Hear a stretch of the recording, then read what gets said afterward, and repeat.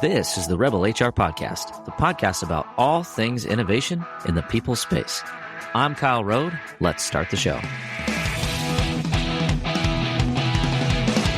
Welcome back, Rebel HR listeners. Extremely excited for the conversation today. This is one of those where I wish I would have hit record about 15 minutes ago, but it's been a wonderful introduction here with us. We have Lori Wallace. She is the founder and CEO of Career Ecology, a HubSpot for work-life empowerment. Welcome to the show, Lori. I'm so excited to be here. I love your energy and topic. This is the time to be very innovative. Thanks for inviting me. All right. Well, we are excited to have you and excited to talk about some of the innovation that you focus on in your work. The first question that I have for you is really around your organization. You do a lot of great work in multiple aspects of your career. What motivated you to found Career Ecology? Yes, thank you for asking that. It really does bubble up from my working soul, I have to say. I found out that my path for healing, helping to heal the human condition, was recruiting back in 2001. I was pregnant, 8 months. The Twin Towers were falling. I went into labor, practically birthed my child on the living room floor. A lot of women, by the way, were in the emergency room that day. And after I went through that and was actually laid off, I was an executive with a bank and I was laid off. So I had all these experiences that many listeners, I'm sure, have, just like everything falls apart at once. Right. And I looked at my husband and I said, I'm making a career shift. And he said, all right, well, everything else is falling apart. Let's figure it out. You're out of work anyways. And I said, yeah, I'm going to practice radical kindness. And he's like, oh, okay, what is that? Well, I ended up getting recruited by my recruiter to be a recruiter when I explained what I wanted to do. And what I found was that on the external recruiting side, there's a lot of good work and recruiters are needed, but there is a sales mentality. Sure. And there isn't a lot of deep listening and nurturing. And I am a very nurturing person. Also kick-ass businesswoman, but really lead from the heart. And so really for the last 20 years, I've transformed headhunting into human connection. Now, fast forward to 2016, and we enter into cultural, climate, and ultimately COVID crisis. And that's when I looked at my husband again and said, okay, I'm making another shift. Something's bubbling up. He said, what could it be? And I said, well, Michael Mead, one of my favorite podcasters on the topic of mythology, as he's talking about what we're going through, he said, folks, it's no longer enough to be an agent of change. You need to be an agent of creation. And we are going to make it through if every individual that you touch or meet is liberated into their authentic self again. And I realized in that moment, as a recruiter, holding space for people to cry, to tell me the truth through the whole interviewing process, which is harrowing for most, that there was an opportunity for me to look how I could, in the masses, bring forward what I've been teaching people for 20 years about authentic relating through the job search. And so here I am today with you as a Sherpa, honestly, helping people through this treacherous hero's journey terrain where there's wounding and there's dark spaces and there's creatures at night looking at you and there's wondering if you'll ever eat again. But, I say to everyone, that is your mountain to scale. I've got the water and the compass. You're not alone. And that's what it's about. I love that.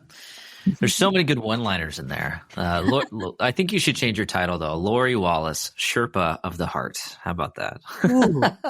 Ooh, you just gave me chills, not just on one side of my body, but both. There you go. Oh, you get that too? I was getting that when you were talking. I get the back of the neck chills stuff. So. Oh my God, it's all over my forehead now.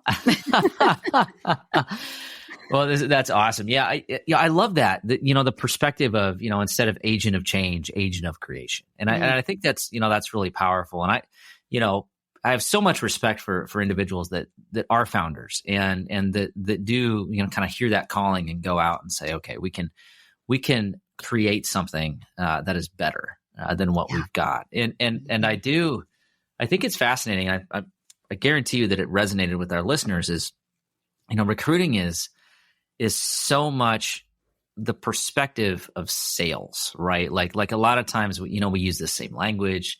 We talk about funnels, but it is easy to lose the humanity, right? It is easy to look at candidates and say, well, this is one of 100, and here are the demonstrable skills and knowledge and experience, and they do or do not fit, without actually thinking about the human being on the other end of the resume, right? And so, so as you work through your organization and structuring how you support your candidates, how do you make sure that you retain that humanity in kind of the mix and rigmarole of the recruiting pool? Such a good question. Yeah, I when people find their way to me, and either because I've sourced them, we have a conversation, or they've been referred to me, the first thing I say to them is, I want you to know that I hold neutral space for dreaming. That is an invitation for somebody to not know who they are at the moment, what they want at the moment. It's an invitation for them to be frustrated, to even rant if they need to. Most of the time when I say that, I also say, my purpose of this work is to transform headhunting into human connection. So I'm holding this space, and I really want to know what's going on. And if you at any time need to vent or cry, and actually most of the time people do cry, there's an invitation for the humanity. As a recruiter for 20 years, talking to hundreds and thousands of people in various levels of the funnel, I know they are coming through the process. So it is this journey. But I talk to them, and I find that through the debriefing with the client side as well as the candidate, and I'm in the middle, and as an external recruiter, I have a very unique perspective where both are very truthful with me. Now, a debrief of a candidate directly to the hiring authority or the internal recruiter will still be polished, and there will still be, some sort of censoring going on. But with me, they know, and I need this from them so I can really hold this neutral space. I've learned as a recruiter too, I cannot demand too much. If I energetically mess it up, they literally could withdraw just because of the energy imbalance. So there's so much neutrality, so much of this holding. And they will both say, I'll tell you, this is 99% of the time what I hear, Kyle, in a debrief, both from the hiring authority as well as the candidate. The first thing they say is, they were nice, or I don't know if I trust that person. It's always an emotional response. And they're looking for that person to have shown up authentically and to share deeply their passion, and very specifically why they're interested in the company. It comes down to individuals feeling, do you like me? And are you truthful? So it always starts there. And I don't know if it's because I invite that, because I haven't been involved in other debriefs that other recruiters do, but I hold that space. And for sure, it is the most important part of an ultimate connection being made. If there is this feeling of this human personal attraction, starts there. And then of course, all the credibility and, qualifications and all of that. So yeah, it's kind of simple, holding neutral space for dreaming. Yeah, it's really interesting. I should mention, by the way, that Lori has a degree in psychology. So clearly there's some expertise on holding space and being neutral and making sure that people, can express themselves safely, which I think is easier said than done, right? So kudos to you for being trustworthy for people to share that. But I think that, it's such a powerful concept. And I think, we talk so much about interviewing and how, we should take bias out of the interview process, and we should do everything we can to make objective decisions. But the reality is, so often an interview really does just come down to simply, do you like somebody? Do you trust them? And, does it feel like a good fit? And I understand that that's, that might be a little bit of an inflammatory comment, because it inherently that means that there's some level of bias in the interview itself. But the reality is, as human beings, we all have that, right? And we're all just trying to figure out, do I like this person? I know. Right? And so as you are supporting your clients, and as you hear some of these stories, I've got to believe that there are maybe some things that have surprised you over the years, or maybe some insights that you've been able to glean as you've been working with this quantity of people. Yeah. What are some things that you hear that maybe surprised you as you get this real honest reaction from people who are going through the job search process? We'll be back after a quick break. And so used to having everything in front of them right away that we forget that innovation just takes time. I myself, I get frustrated too. Why? And this as being one of my best friends is, hey, I talk to you all the time. Hey, man, I'm frustrated in the fact that I can't seem to just get there in the next day. But that's just not how these things work, right? Innovation needs to be planned out. It needs to be very methodical. And then when it finally hits, that's when it seems like to everyone else that it sort of just came out of nowhere. But to you, the amount of dedication that it took over that time. Yeah, I every day I learn something new from the people I talk with. They're all teachers. And for me, it's another ring around the tree or the trunk of my growth, putting in deep, deep roots, creating a holistic experience for people while reaching for the stars. And so, this integration of comments from all sides, and something when you asked the question that kind of came to mind that I think speaks to that, but in a story, there was a significant large client. I'm not going to mention their name right now, but they came forward with something really exciting and hopeful for the world about 15 years ago. And it was a particular branding, which they claimed was not a brand. They said it was an ethos. And it had to do, and I can't say it out loud because it'll give it away, but it really had to do with what people are yearning for. And certainly I would have to just say it's like heartfulness. It's a sense of working soulness, of a business that has a soul, that sees you as an individual. And there was so much going on with the PR at the time, various events, that it was very believable that this was not just branding and marketing. I was hired to help them search for and bring over very difficult executive level positions, typically in areas that it's hard to extract these individuals from other organizations. And this particular client paid 10% under the market. So now, what did I learn from this? Interestingly, I came forward and was able to storytell and share what I had observed and learned from all the events. I shared that this was an ethos, that this was an opportunity, and if they could make it work within their budgeting, within their lives, that this was an experiment that was worth testing. And would they consider having at least just a conversation? Would they be curious enough? 6 did come forward. They were hired. Now here's the other part of the story. Within 2 years, it was apparent it was actually only branding, and it wasn't real. And the drop and sadness, the disappointment from these people was so immense because they actually decided to open their hearts and trust that business could change, that it actually could come forward in a whole sense of heart mindfulness, that it could care about them. They all did quit. And many, many more have left the organization. And that organization is still out there with the brand and doesn't recognize that when it comes up on the computers in the morning, that the employees feel gaslit.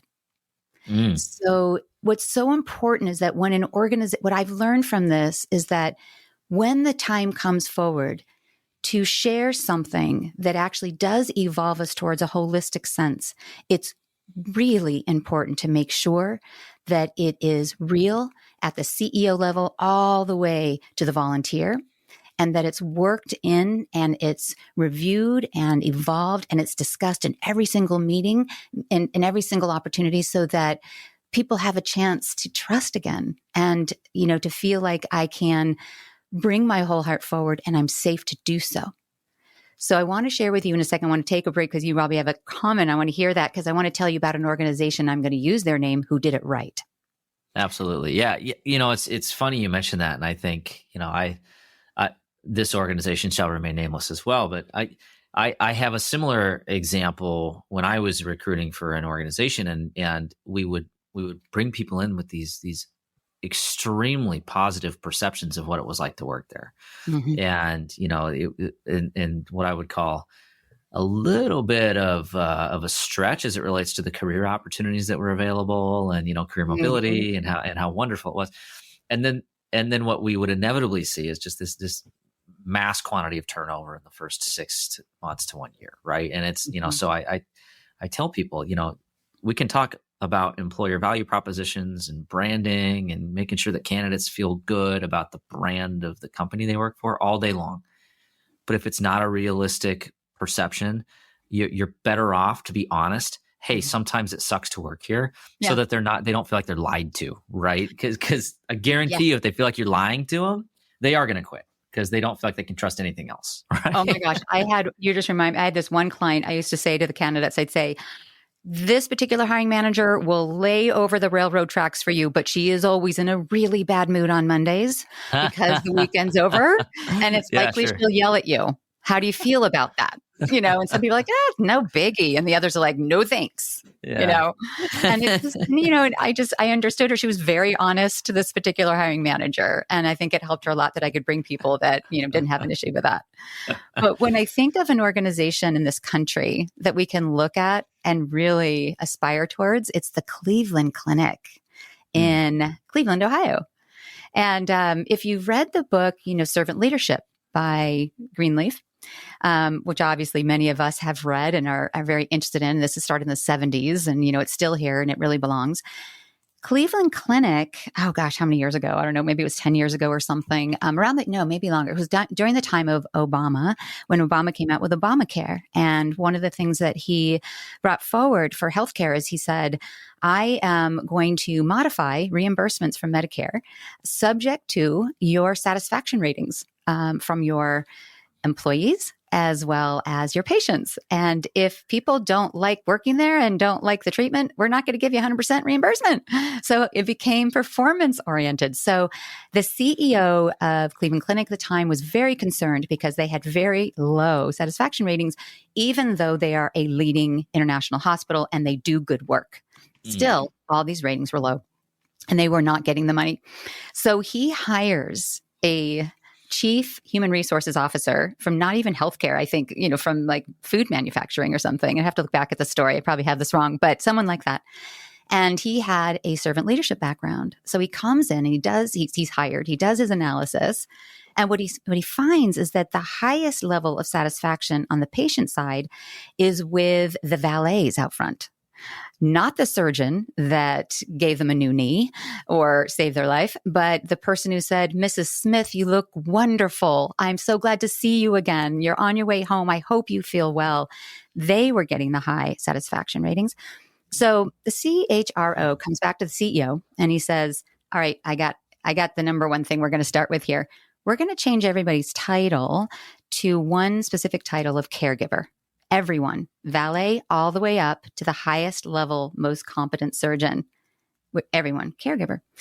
And they had a meeting, and many of the sophisticated staff said, no, we are giving care. The valet, no, that's just not appropriate. That hurts my ego. Right, it did. I worked hard for that title. Yeah, I can hear it right now. We own. This is ours. CEO said, no, we're doing it. They rolled it out. And immediate impact for everyone, all the way through service levels as well. And now, if you listen to any of their podcasts, they have an internal podcast. They talk about empathy. They have rolled out to all their employees to help them upgrade their own resumes so they feel empowered to move around in their careers within the organization. Everything now, because everybody feels, I'm a caregiver. I make a difference at the Cleveland Clinic. They have walked the talk, and it is huge over there. I'm so inspired by them. Yeah, I love that.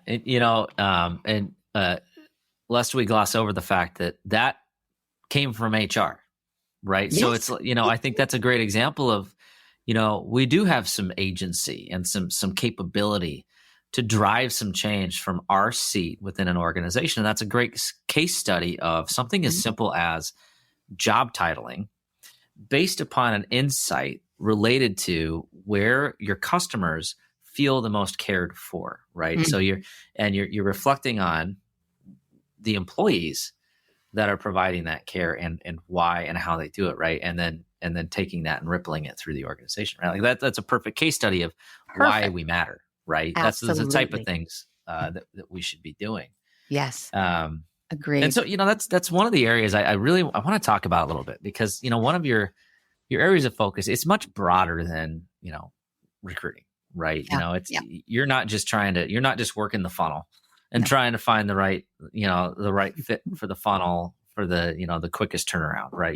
You're actually trying to take a holistic approach to recruiting. And so as you think about the practice of recruiting and the practice of interviewing, one of the areas that you have really uncovered and focused on is what you describe as the trauma of interviewing. So can you walk us through maybe some of the insights that you have based upon your interactions with your clients related to interviewing? Yes. I know that's a big word, and it might make a few people feel uncomfortable to associate that word with something that feels so everyday. But I think what we really need to recognize as human beings, that there are several things in our lives that there's like I think maybe it's three, but it's, work, our love life, and our health. Is that kind of all? Those are the main three. It's kind of a three, stool, kind of peg stool, is that if any one of those are desperately suffering, then everything else is off kilter. And really, if you are not steady and stable in work, then you feel that you can't even care for the other things. I no longer have health insurance, so that affects health and all this stuff. So you can see there's a lot of deep need here. And if you can't find work or you're being rejected consistently, you're going to feel traumatized, because now you're going to feel all these other things are no longer stable. Even your relationships at home, there can be fighting. There's a lot. I've just helped somebody recently who came to me for the Career Ecology Masterclass, which is liberation of authentic relating at every touch point. And this relates to what you're asking about with the interviewing process. This gentleman came to me after 6 months trying to find a position as a software engineer. And he's brilliant and phenomenal and a great caring personality, but continually was receiving no's or ghosted, throughout the process. After the 6 months, by the time he met me, he had stopped taking particular medications that he needed to be taking, because this is sort of a self-care issue. He stopped really showering. He stopped picking up his 2-year-old kid and playing with his kid. And he was depressed and really in trouble. And so what the first thing I say to him is, okay, we're going to practice mindful interviewing. And I want you to know something. Interviewing is not a performance. It's not everything you hear on the internet that it's a competition. Interviewing is a service. It is how can I help you know me? I said, this is a moment where you are collaborating with chance 50-50. 50% is your engagement from a service-oriented heart mind. And the other 50% is actually the mystery. So, you interview for a job, and then you can find out within that week that an internal was placed in the role, or that the position has now been paused to the next quarter. There's a whole bunch of things that are outside of your control that you do not need to try to control. So when you realize I'm going to show up in a place of service, then now you can imagine interviewing somebody who's sitting there and saying, how can I help you know me? They're leaning in and very kind of deeply observant of your questions. They have taken the time mindfully to prepare and understand what your mission statement is, what your vision is, as much as they can gather. And they are present. They are not leaning forward and trying to sell you on them, and overwhelm the conversation. So on my recruiting side, every single candidate is prepped for an hour for mindful interviewing, and then they have homework to do on their own. And this even includes mantras the night before, because the night before an interview is where the trauma really is. The ego, which is here comes the psychology, part of our brain, which is there to protect us. The first thing we do when we meet strangers is the ego does scan to see who in that group is going to cause me harm. That's why you and I are both alive right now, because our ancestors did that very well. So I'm not dissing the ego. but it actually should not be in the driver's seat. The heart is the one that is intuitive, that is connected to the power of attraction, that is creative, that can create the relationship, with the ego with a GPS going, hey, make sure you set the alarm on time, and let's make sure that you know how to use that video. Like, I got on our thing here 10 minutes early to make sure I understood this platform we're on. I wanted to be respectful, and so the ego helped me do that. Made sure. So the night before, the ego, though, is saying, oh boy, here we go again. It's been a couple conversations, and you might not be picked again. And the ego is saying, I don't think you prepared enough. All those college dreams we have. Oh, I have a class. I forgot about it. Well, the ego's doing that. And the second thing the ego is saying is, and by the way, you're no good. You're not enough. These are the work, job seeking, working, all of those relationships with people, trying to be seen, to be liked, to do a good job. This is existential stuff. So we've got to say, what is your resilient heart? What is your brave heart? How can you lead from that? So I have people the night before say these two mantras. The first one, and they have to say it out loud, by the way, because it needs to vibrate in their bones. I don't want a passing cloud going on here. It's like, let's say it. So the first one is, instead of, you've been too busy, you're not ready, the first mantra is, I am ready, and I have access to everything I need to connect. The second part of that is the most powerful part, because truly, if you really did not have time to prep, because you had a sick child at home and, a lot of stuff going on and you're just not ready, but here it is, you still have access to what you need to make a connection. So that is reassuring. The second mantra is, I'm a good person and I bring tremendous value to this world. And Kyle, that one, I say to people, say it from now on, because that is actually connected to two key principles of nature. This is my biomimic side coming in, but the two sides of nature for diversity and cooperation. We don't have a world, we don't have a business, we don't have a team without cooperation, and we can be our best when it's diverse. So come as you are, bring your uniqueness and serve diversity and serve life. Yeah, that's how it works. I love it. I love it. And it is, it is a little bit of a paradigm shift, right? I think a lot of times we think about an interview, it's similar to recruiting. It's a sales process, right? You're trying to sell someone on why they should hire you. Mm-hmm. But I think most of us would agree that have been in the recruiting seat, that it's so much more about feeling the connection. And a lot of times we do use the word, we use the word fit, or we use the word, that their experience lines up, or just felt good, or I feel like I could see them fitting here, right? And a lot of it is very nebulous, but it really comes down to, like, I feel like there's a connection there. Like, I feel like they're connected to the mission of the organization. Maybe we had like a personal connectivity, and there's some sort of like alignment of beliefs or vision. Or something as simple as, great first impression, that shook my hand, smiled, and I could feel what I would call like a frequency, right? Like a positive frequency, like they're going to bring something positive to the organization.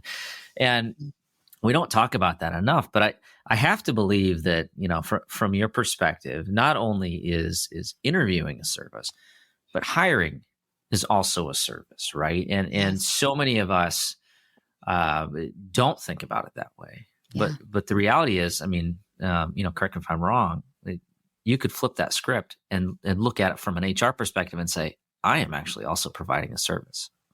100%. I have a client who one time called me and said, hey, Lori, can I ask you a question? Do people like me? Oh, bless her. And I just, she's a phenomenal person, very different personality than me. So, you get to know me, you're going to get an email back with an emoji or two and a couple exclamation points. So, she's not. She is stoic. She is an introvert, and it's also tied very much to her culture. She said, I am worried people don't like me in the interview, and maybe even my employees. Are you hearing anything? And I said to her, well, first of all, you have a great reputation for being just an astounding clinician and a leader. You are deeply respected.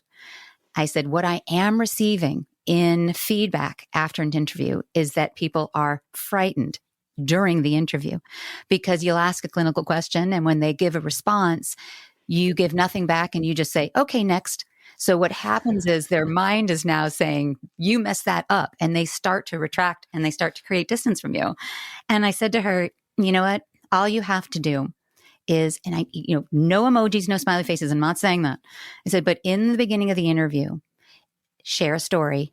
Let them know that you started at this organization as entry level and look at you at this executive seat now.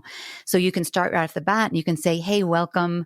We're going to take a few minutes just to get to know each other. I wanted you to know my backstory, how long I've been here, what I love about being here. Then I want to hear that from you. And then what we're going to do is kind of just go back and forth, and I'm going to get to know your background and your technical talents, and you're welcome to interrupt and ask any questions along the way. And then at the end, it's going to be you, all you. I want to hear what your questions are and really just have fun with us and get to know each other. And we'll follow it from there. And then she would be able to start out and say, well, my story's interesting. I've been here 18 years. She could tell the story without even a ton of extrovert inflection. But as long as she lets that person in on her story a little bit, now she's humanized herself. And that has served a little bit PR as well. There's a lot of PR going on for the organization. And people, if that person now interviews and they are not selected, they're going to leave and tell their friends, I really like them. And I think you should apply there. I think it's a great place. Now, if they leave frightened, they're going to say, whoa, stay away. That's scary. Yeah. It's funny. So, it brings up, it reminds me of like when I was first learning about HR and I was going through like my certification exam. There was literally like one of the questions was, this is an established form of interviewing that it intentionally puts people in stressful, and that they like labeled it like threatening interview style. Right. I'm like, yeah. And it's like, that was a long time ago. And I'm like, it's so funny to think like that used to be one of the like established interviewing styles. So it's like, so let's try to threaten people and try to freak them out and see how they manage under pressure. But, I love that. That the point that you articulated there so well with that story is the fact that, we're not just picking people for our team. We are helping people feel like understand what it's like to work here. Whether we hire them or not, it really matters what level of experience they have. And if we can make sure that we have a connection with somebody through that process, even if we don't end up hiring them, it still really matters, especially like small organizations, organizations that don't have a huge budget for hiring, organizations that are working in small communities. Like that reputational stuff really, really matters. And you never know when that's going to come back. It's almost like a karmic thing, right? Like it's like, don't put bad karma out there.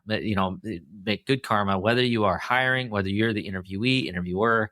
It's all a part of kind of that human experience that we need to be mindful of given our seats. So I absolutely I just love this conversation. Like I feel like we could probably go for another like 3 hours or something, and I would just feel like we totally connected, all the goosebumps, all the good stuff. But the reality is. As a founder and CEO, you are extremely busy. We're coming to the end of our time together. So I want to shift gears into the Rebel HR Flash Round. Are you ready? Yes, I'm ready. Okay. All right. Question number 1.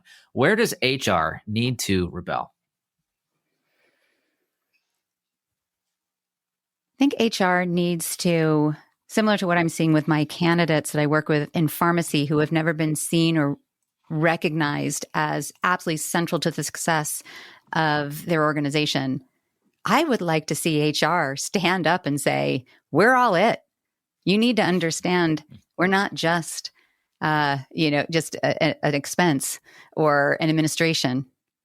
I would like to see HR find a way, get those TED Talks out there, just revolutionize and say, we are all it. And maybe with AI, with this shift is the time to really step into that and own it. It's time. And I think that could be behind part of HR's exhaustion sometimes, is not being recognized for what it is. Absolutely. Yeah. I couldn't agree more. And we've brushed on this topic a little bit, but the whole authenticity thing, right? Like, and this is something like I struggle personally with this, even like I have a podcast about being, rebellious in HR, but it's still really, really tough day to day to stand up and really like kind of swim against the current and say like, I know this is what I'm supposed to be, but this is who I actually am. And this is who we should actually be for our employees. Right. And I think if there's any function within an organization that has the capability, capacity, and the mandate to do that, it's human resources. And so, and I totally agree with you, Lori. I have a feeling people are going to be like rewinding it to like listen to some of this stuff, take notes. And so that's another drop of gold there in the end there. In a practical sense, I want to drop this in really fast, and I know we're running out of time, but when you ask that, just in a very like first practical, I would like to see the HR person, whoever selected, sitting in all board meetings, and they are representing the soul and ethos of the organization and holding the team as they're making decisions to make sure that they remember that, holding the humanity. So obviously they'd have also the HR technical, but maybe there's someone from HR that's holding that and even begins the meeting, talking through what the values are and how they've shown up in the organization, reminding and keeping everyone who makes the hard choices coming back to that center working soul aspect. So that's just another sort of practical thought. Just wanted to throw. Totally agree. In my industry, I'd probably change that verbiage a little bit so somebody didn't call me like like woo woo, whatever. Yeah.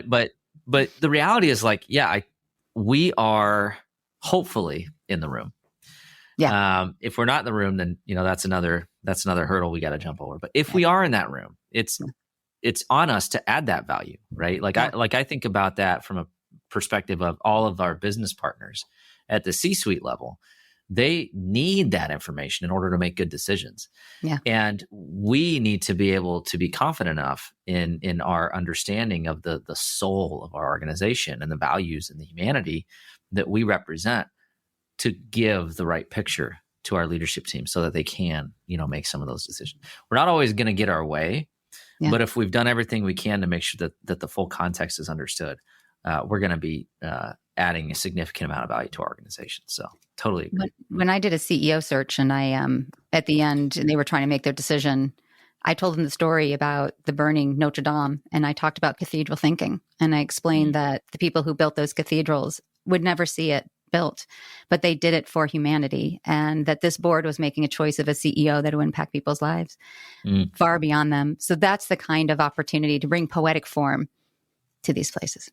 Absolutely. Absolutely. All right. Question number 2, who should we be listening to?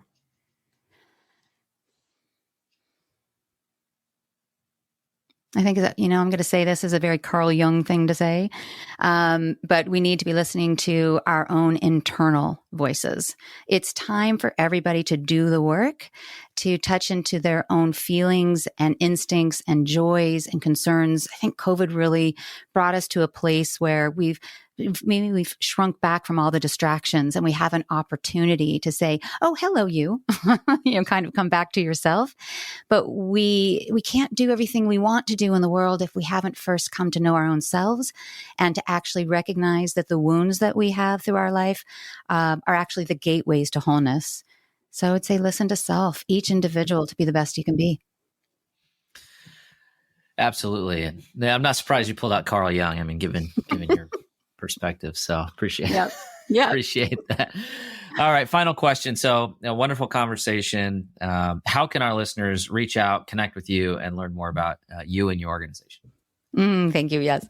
Come on over. I'm at www.careerecology.com.